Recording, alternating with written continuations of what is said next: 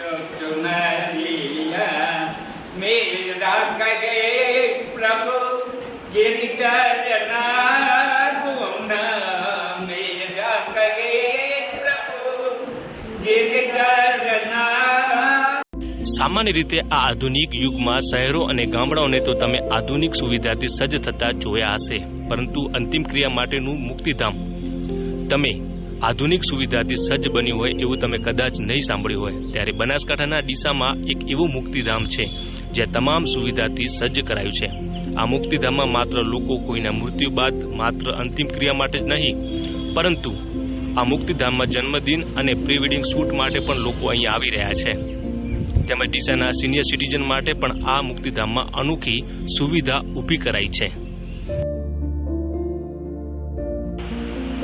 આ જે જગ્યા છે જે વાડી રોડ સ્મશાન તરીકે ઓળખાતી જગ્યા છે. 1935માં નવાબ સાહેબે આ જગ્યા આપેલી અંગ્રેજોના સમયમાં. અહીંયા સ્મશાન થયું. જ્યારે સ્મશાન થયું હશે ત્યારે તો બનાસ નદીના કિનારા ઉપર ઘણું દૂર પણ હશે. સમય વીતતો ગયો, વિસ્તાર વધતો ગયો, વસ્તી પણ વધતી ગઈ, સુવિધાઓ પણ મળતી રહી. પરંતુ આજથી લગભગ 4-5 વર્ષ પહેલા, 4 વર્ષ પહેલા ગામના આગેવાનોને એક વિચાર આવ્યો કે ગામમાં બધી સુવિધાઓ તો આપણે કરી છે, પરંતુ એક સ્મશાન પણ સારું હોવું જોઈએ. અને એ વખતના આપણા ધારાસભ્ય શ્રી સચિદાનભાઈ પંડ્યા એમને આ વિચાર પકડી લીધો. એમણે એમાં ખૂબ રસ લીધો છે. સાથે સાથે મહેશભાઈ ભણસાળી છે, ડૉક્ટર સી.કે. પટેલ સાહેબ છે, ડૉક્ટર આસનાની સાહેબ, ચંદ્રકાંતભાઈ મિસ્ત્રી, દેવચંદભાઈ સોની, ભાઈ મહેશભાઈ ટાંક, ખેમચંદભાઈ વલેરા અને બીજા ઘણા જ લોકોએ અહીંયા ભોગ પણ આપ્યો છે. આનો મુખ્ય હેતુ એ હતો કે આ જે જગ્યા છે તેને ડેવલપ કરવી. એની અંદર માત્ર ને માત્ર સ્મશાનનો હેતુ નહીં, પરંતુ મલ્ટીપર્પઝ એટલે દરેક હેતુ આમાં સમાઈ જાય અને માત્ર આપણા સગા સંબંધીઓનું અવસાન થાય ત્યારે જ અહીંયા આવવું, એ જે વિચાર હતો એને નષ્ટ કરી નાખ્યો છે. ત્યારે તો બધાએ આવવું જ પડે છે, પરંતુ અહીંયા આગળ બહેનો છે, ભાઈઓ છે, બાળકો છે, એ મુક્તપણે અહીંયા ફરી શકે એ માટેની અહીંયા સુવિધાઓ ઊભી કરી છે.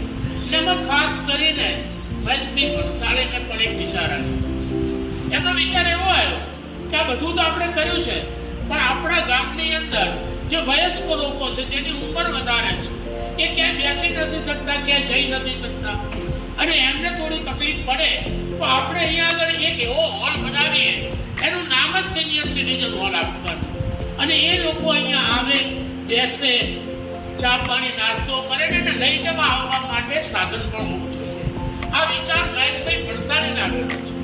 અને આમાં મોટું યોગદાન પણ મહેશભાઈ ભણસાળીનું છે. રિક્ષાઓ પણ એ લોકોએ જુદા જુદા દાતાઓ પાસેથી લીધી. આ હોલ બનાવવા માટે પણ એમને યોગદાન આપ્યું. આજે ચા પાણી નાસ્તા માટે પણ યોગદાન આપ્યું છે. અને એ બહેનોને એમને સાચવવા માટે, એમને ચા પાણી નાસ્તો કરાવવા માટે આ બેન પણ અહીંયા આગળ મૂક્યા છે. એ પણ અહીંયા કામ કરે છે. એટલે ટૂંકમાં ડીસા શહેરની સુખ સગવડ સુવિધાઓ તો બીજી ઘણી હશે, પરંતુ આ જે છે અંતિમ ધામ, કે દરેક વ્યક્તિ અહીંયા આવવું પડે, તો એ બધા અહીંયા આવે, સુખ સગવડો મળે, માત્ર ને માત્ર અંતિમ સંસ્કાર ધામ પૂરતું મર્યાદિત કરે. ને એ માટે આ 14 વીઘા જગ્યાની અંદર આ આખું સંકુલ આકાર પામ્યું છે. અને આજે ડીસા શહેરના શ્રેષ્ઠીઓ, દાનવીરો, ભામાશાઓની મદદથી સમગ્ર શહેરના લોકો, બાળકો, વૃદ્ધો, બહેનો, ભાઈઓ અહીંયા આવે છે. મોડા સુધી આવે છે, બેસે છે. અહીંયા આગળ બધી જ સુવિધાનો લાભ લે છે. આગળ જે આ સિનિયર સિટીઝનો માટેનો પણ જે કાર્યક્રમ થાય છે, અને એમાં પણ બધા જ ઘણા લોકો લાભ લે છે. જુદા જુદા વિસ્તારોમાંથી આવે છે, સ્વેચ્છાએ આવે છે. પૂછવામાં આવે તો એ તરત જ અહીંથી આપણું જે રિક્ષા છે, એ રિક્ષા છે જે જાય છે અને એમને લઈ આવે છે, અહીંયા બેસે છે, ભજનો ગાય છે, પોતાની રીતે બેસે અને પછી શાંતિથી જાય છે. એવી સુવિધા અહીંયા ઊભી થઈ છે.